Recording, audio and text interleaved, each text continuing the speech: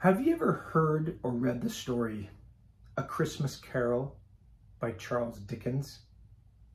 It's a fantastic, wonderful story about Christmas and the spirit of giving. Well, today we're going to read A Christmas Carol. It's an adaptation of the original story by Charles Dickens in the library, The Lit for Little Hands. It's a lot of fun because it has moving parts. See? Let's read it. Ebenezer Scrooge was the meanest miser the world had ever known. Even though it was Christmas Eve, Scrooge worked away in his counting house. Scrooge hated Christmas. His clerk, Bob Cratchits, shivered at the bitter weather and the bitter company. "Bah! Humbug! If I could work my will, every idiot who goes about with 'Merry Christmas' on his lips should be boiled with his own pudding and buried with a stake of holly through his heart." At home, that night, Scrooge heard a terrible clanking. Suddenly, the ghost of Jacob Marley, Scrooge's former business partner, floated through the locked door, surrounded by a heavy iron chain. Punishment for all the cruel things Marley had done while he was alive. "I wear the chain I forged in life. I made it link by link and yard by yard." Marley warned Scrooge that he would also have a chain, and his would be even longer if Scrooge did not change his ways. "You will be haunted by 3 spirits," Marley said. "Expect the first tomorrow when the bell tolls 1. Scrooge went to bed, but as Marley promised, when the clock struck 1, the first ghost appeared. Softly, the ghost said, "I am the ghost of Christmas past." "Long past?" asked Scrooge. "No, your past," the ghost replied.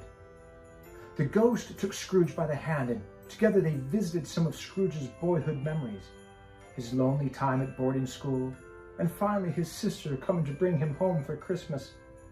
Scrooge remembered a young boy caroling at his door. He'd wished he'd given him a coin.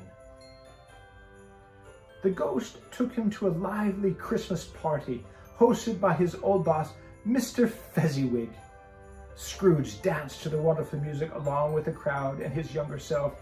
Scrooge remembered the joy he used to feel around Christmas, surrounded by friends and a kind employer. When Scrooge began to care only about money, he lost that joy and the people he loved. "The happiness he gives is quite as great as if it cost a fortune." Dancing. When the clock struck 2, the second ghost appeared. This was the ghost of Christmas present. He sat by a roaring fire, surrounded by a scrumptious feast. Turkeys and sausages and mince pies and pears formed a great throne for the jolly giant. "Spirit, conduct me where you will. Tonight, if you have aught to teach me, let me profit by it." The ghost showed Scrooge a very different feast at his clerk's small home. Bob Cratchit's son, Tiny Tim, walked with a crutch, but he smiled widely at the meager Christmas meal before him. Scrooge marveled that the Cratchit family had so little and yet were so happy.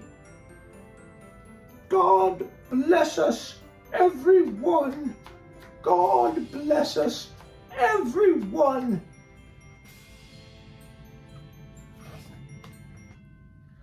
When the clock struck 3, the third ghost appeared. This ghost was cloaked and silent, but Scrooge knew it must be the ghost of Christmas yet to come.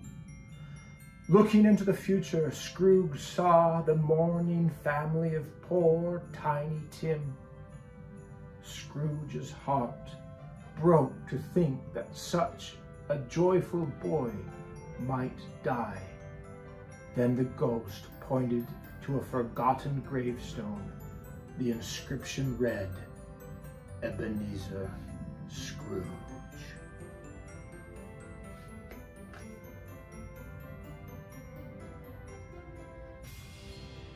Scrooge knew he must change. It was a beautiful Christmas morning, and he wasted no time. He walked about the streets, spreading cheer and generosity. Thinking of the past, present, and future, he became as good a man as the world had ever known. I will honor Christmas in my heart and try to keep it all year.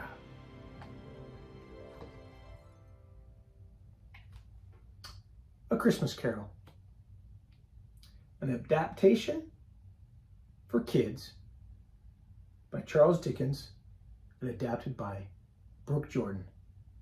A Lit for Little Hands book, published by Familias.